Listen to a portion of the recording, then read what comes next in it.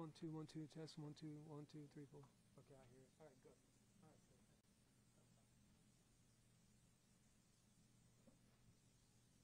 How's that sound?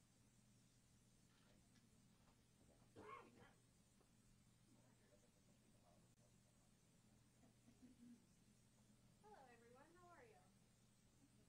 My name is Catherine Politicchio. I am the FBI Public Affairs person. I have a few cards if anyone needs them before we go today.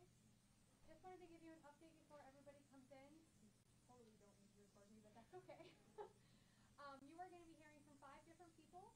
So you will first have Wendell and the chief from Pittsburgh Police, Wendell Hisrich, followed by SAC Bob Jones, special agent in charge of the FBI Pittsburgh. After that, you'll hear from the governor. U.S. Attorney Scott Brady is next. And then we have Dr. Don Yealy, Y-E-A-L-Y. And he is the chair of emergency medicine for UPMC. He has an update on patient condition. There are some cards up here. If anyone runs out, I have more in the back. All right, so then there will be a bunch of other people on either side standing here, so if we could just keep a little bit of the walls clear, that would be great. And we'll take a couple questions. The first person is going to be Wendell Hisrich and Chief Schubert. The doctor's name? Don. Last name? Y-E-A-L-Y. Thank you.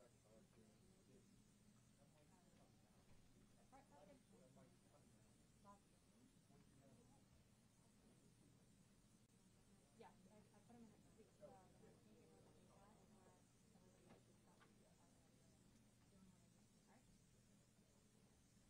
put them in a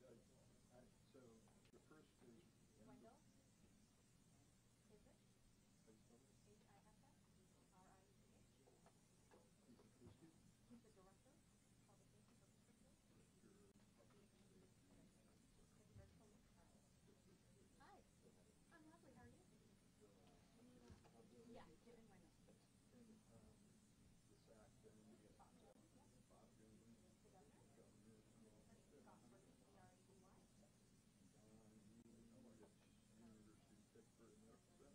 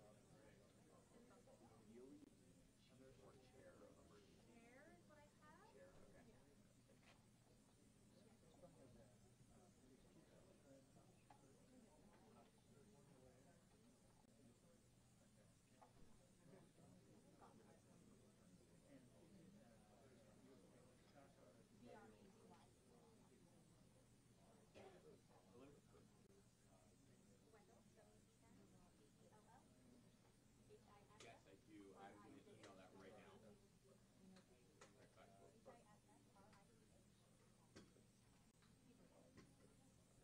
Yep.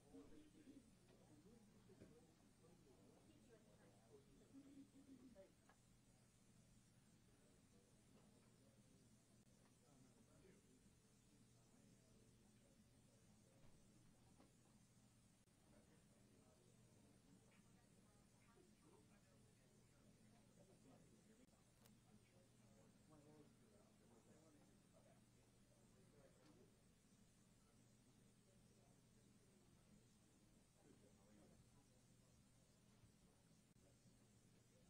Testing the mic. Audio test. Audio test. Audio test. Still audio test. audio test. Are you getting anything? You're not getting anything. You're not getting anything.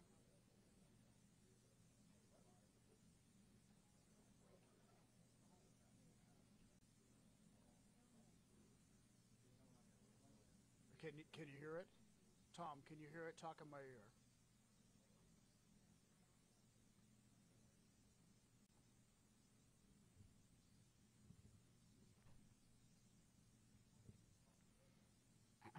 Still talking to try to get this for you. Are you getting it? Tom, can you hear us now?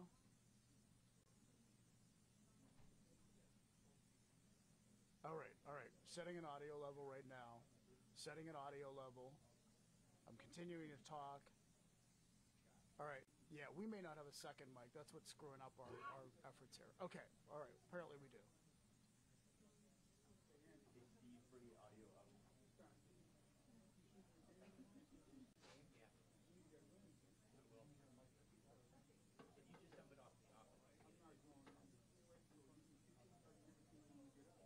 Residents who actually live in the complex where he has lived for the past few months or so. We do want to stress that police do not think that the apartment is rigged or booby-trapped. They are just keeping us back here out in abundance of caution. Peggy and Gordon, I didn't know if you had heard anything, any questions that you had for me as I'm here on the scene gathering this information.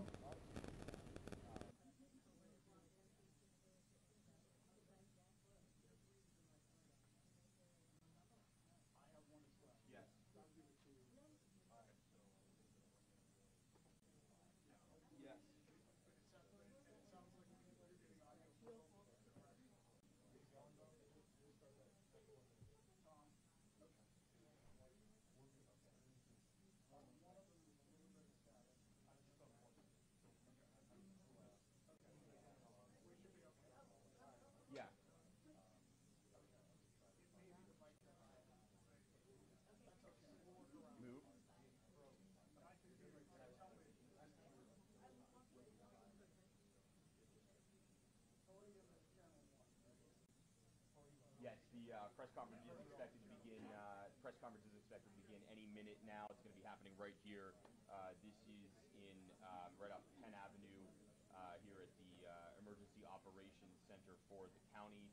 We're going to be hearing today first from Wendell Histrick, who is the city's director of public safety, and we're also going to be hearing from Chief Scott Schubert, the Pittsburgh police chief. After that, we are going to be hearing from a variety of people, including the special agent in charge for Pittsburgh FBI, Bob Jones. We're also going to be hearing from the U.S. Attorney for the Western District of PA, Scott Brady. In addition to that, we will also be hearing from a UPMC chair of emergency medicine who will be giving an update on victim conditions and injuries. That's all going to be happening momentarily here at this podium, and we should be learning a lot more from that press conference. So again, expected to hear everything from victim injury status to information perhaps about the shooter in this case. So we'll be looking forward and waiting.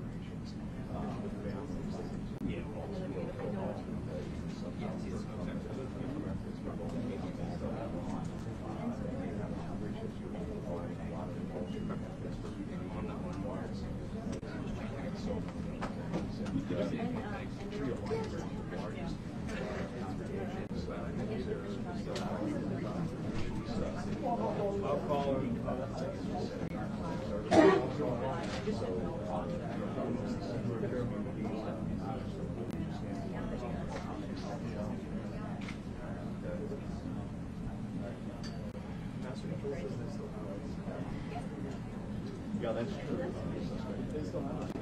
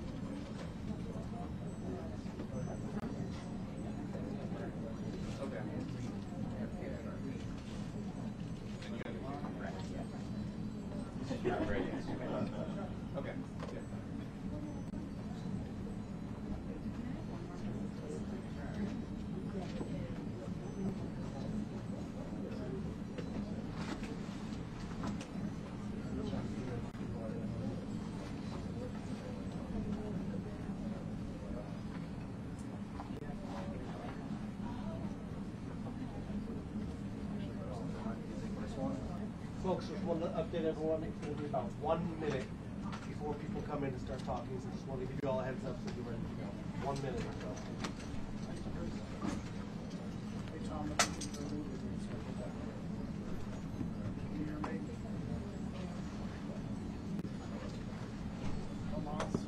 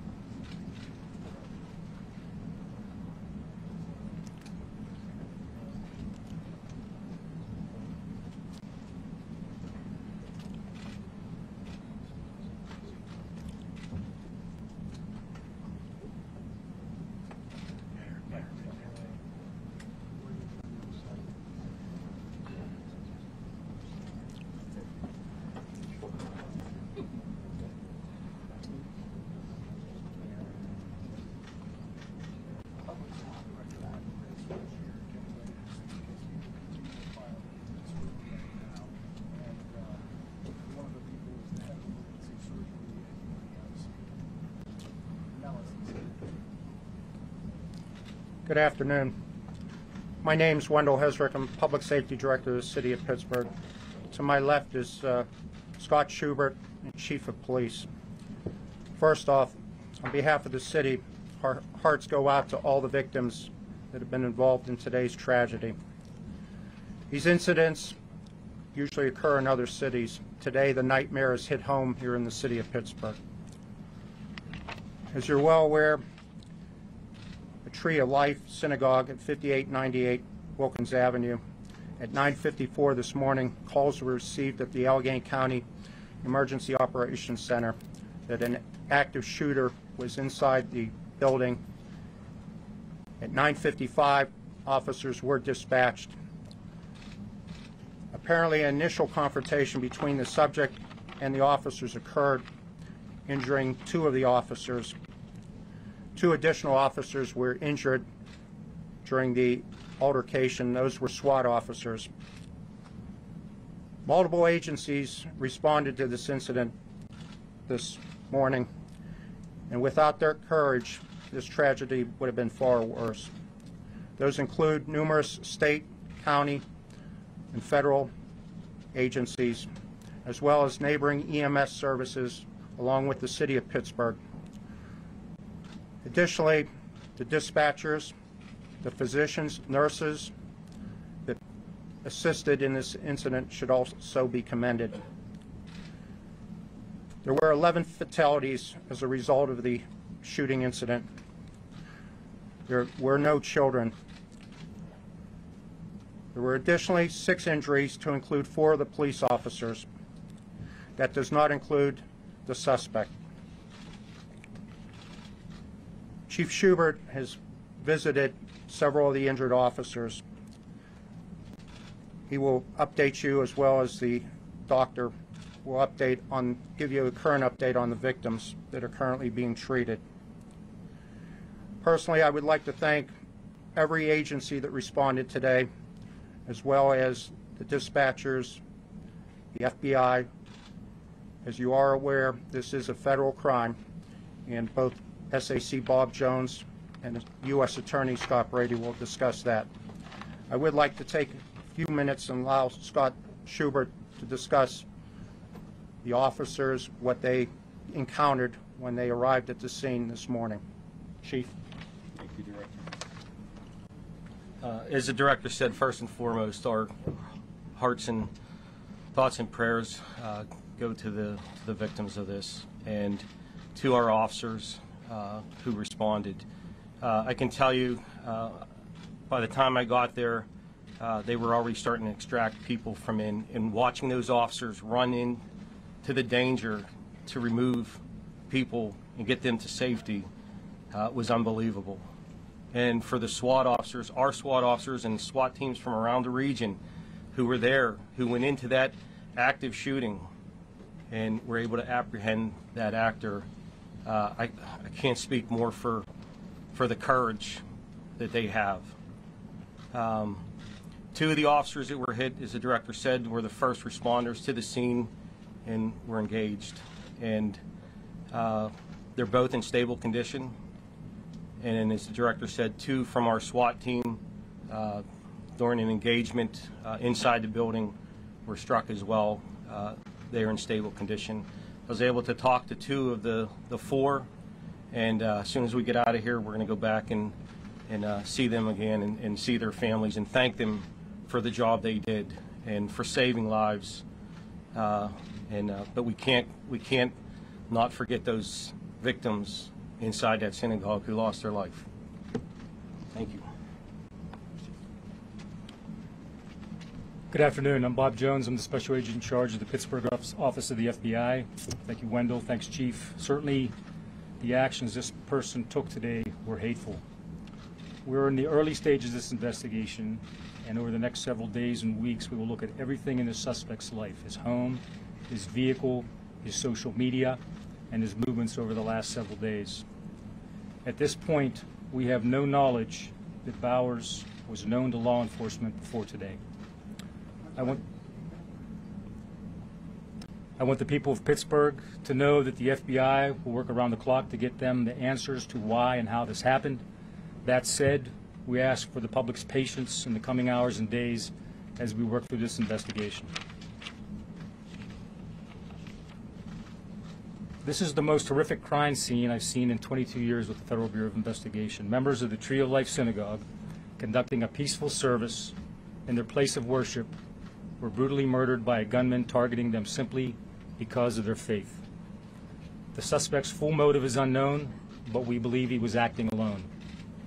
At this time, the FBI has significant resources in and deploying to Pittsburgh from our laboratory division, our critical incident response group, our Office of Victim Assistance, and our Operational Technology Division. I can't say enough about the actions of the Pittsburgh Police, the Pittsburgh Police SWAT team, and the Allegheny County Police. Had it not been for the quick and heroic response, this would have been much worse. Thank you very much. Now I'll turn it over to Governor Wolf. Thank you. I'm Governor Tom Wolf, Pennsylvania, and today words simply, I can't express the sadness that all Pennsylvanians feel for what happened today. I want to give my condolences, first of all, to the victims of this tragedy, their families and their friends, and to this community. The shooting is being investigated by the FBI as a hate crime. My heart breaks for the members of the Jewish community.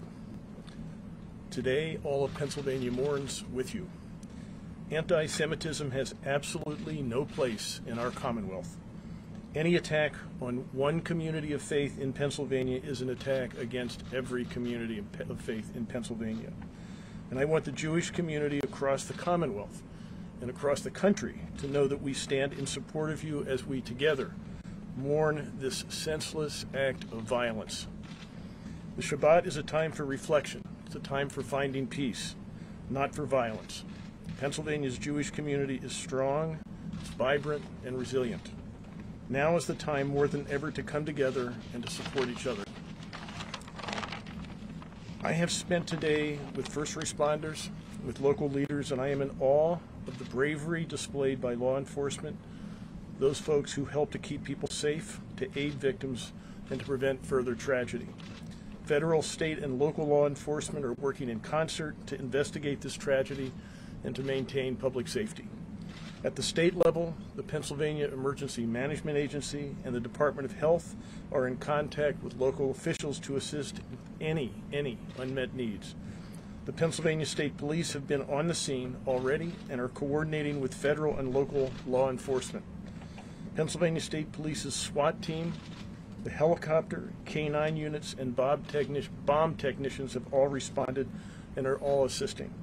My thoughts right now are focused on the victims, however, their families, their friends, and making sure that law enforcement has every resource that they need.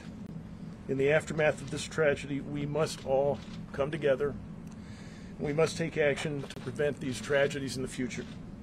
We simply cannot accept this violence as a normal part of American life. These senseless acts of violence are not who we are as Pennsylvanians. They're not who we are as Americans. Thank you.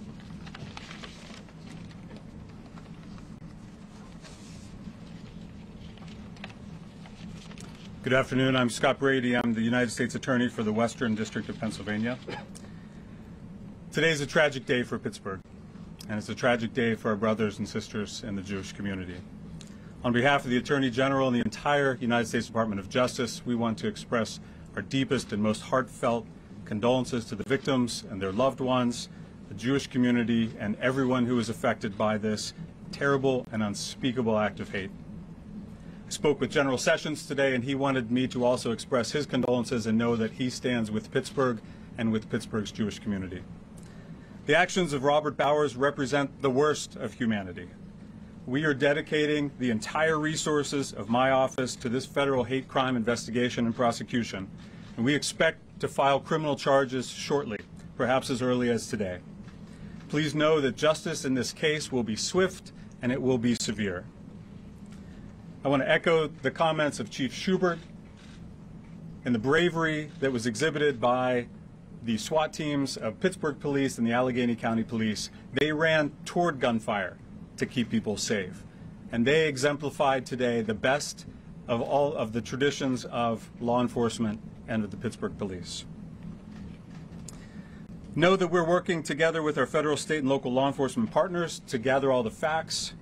The cooperation of law enforcement has been outstanding. I was at the scene today, which, as was stated by Special Agent Jones, was a horrible scene to witness. And yet, all of the federal, state, and local partners stood together in concert and are working together to solve this. We deeply appreciate the response of the Pittsburgh Police, the FBI, Allegheny County Police, and all of our law enforcement partners who are working so hard. Know that we will work day and night for justice for the victims of this crime, and please know that we'll continue to update you as we are able. Thank you.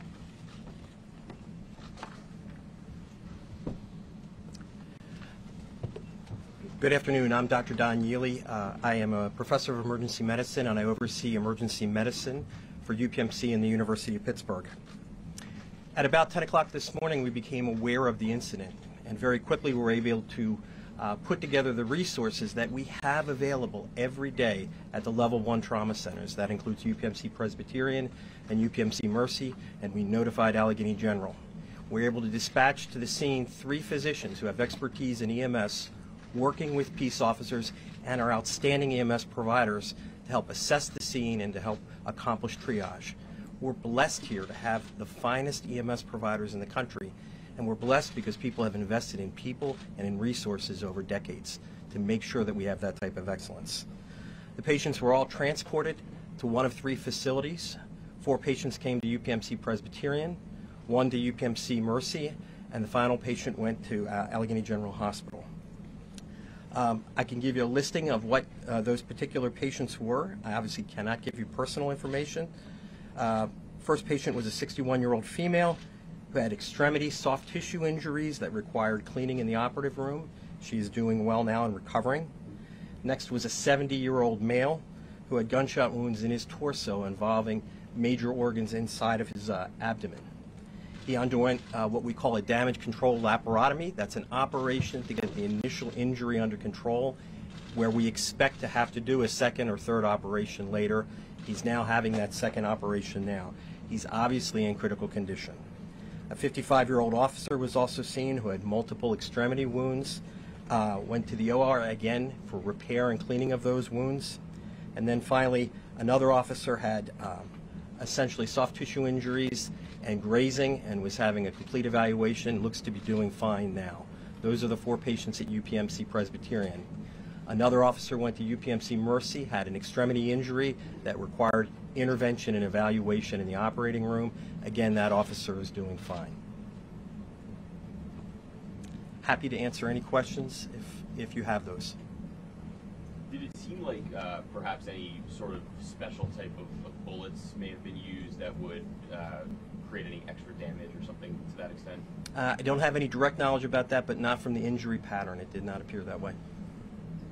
Were these patients generally shot multiple times or each one with one wound? There were some with multiple injuries and some with singular injuries. Again, this is something that we're prepared to take care of every day. I'm very proud of the team. We had extra physicians available, nurses available to take care of whatever could happen. When we first heard of this, we knew that there were a few patients injured, some dead. We did not know the size and the magnitude of this, and so we were prepared to take care of as many as were necessary. Do you know about the patient at AGH? I do not. Do you have the age of the other 2 officers?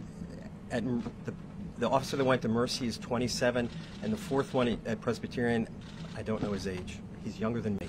Are they all male officers? Yes. Can you give us a breakdown of the patient conditions? I would describe 2 as in critical condition. They're in the ICU right now, one of whom returned to the operating room. The others are doing well. We would not, they're obviously seriously injured, but I would not describe them as critical. I'm sorry, the second patient is critical. You mentioned the 70-year-old male. Is the other the 55-year-old officer? Yes.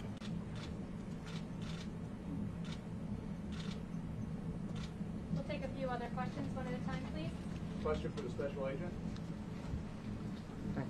Can you talk, sir, about the caliber of ammunition and perhaps the weapon that was involved? I don't know the calibers at this point. We think one was an assault rifle, and we know that the suspect had at least 3 handguns on him at the time. Sorry, what? An assault rifle and 3 handguns in the facility.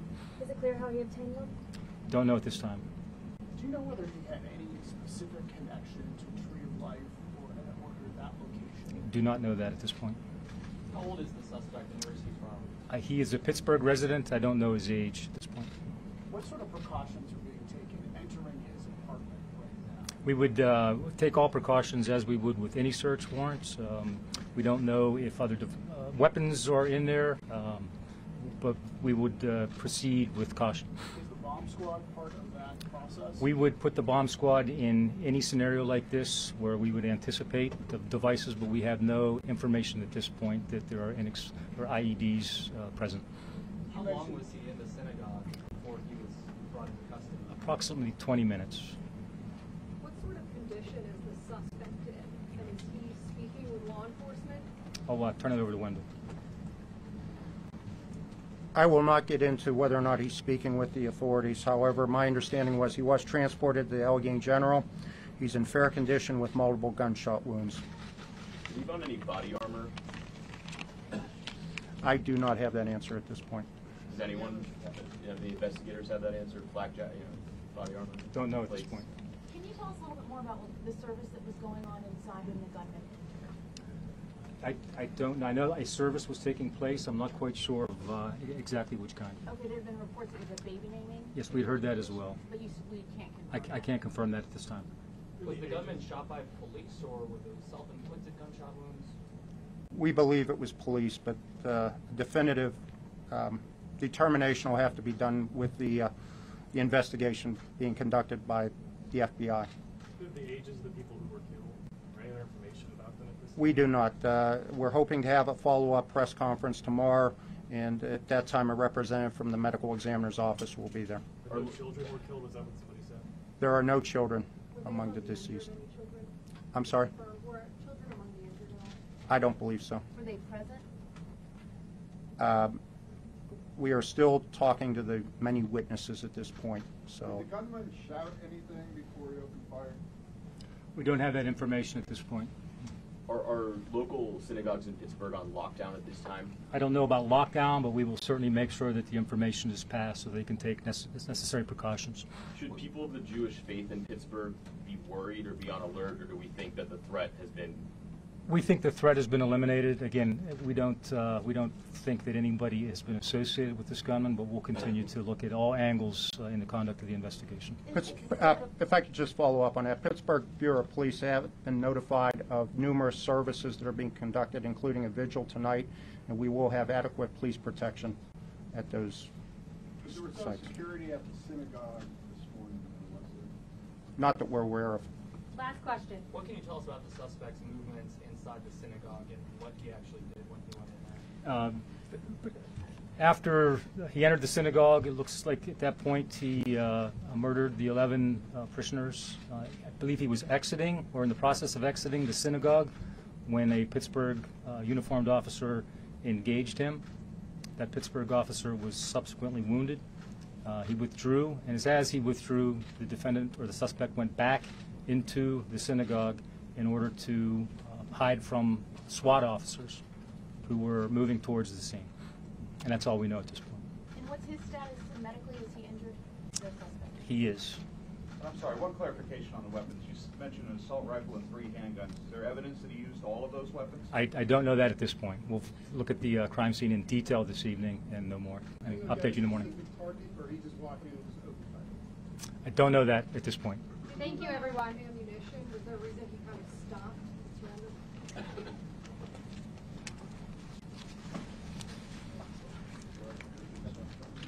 Catherine, you'll give him a call. And with us, there's a vigil tonight. Yeah. 6 o'clock. There's one tomorrow. It's also the phone number.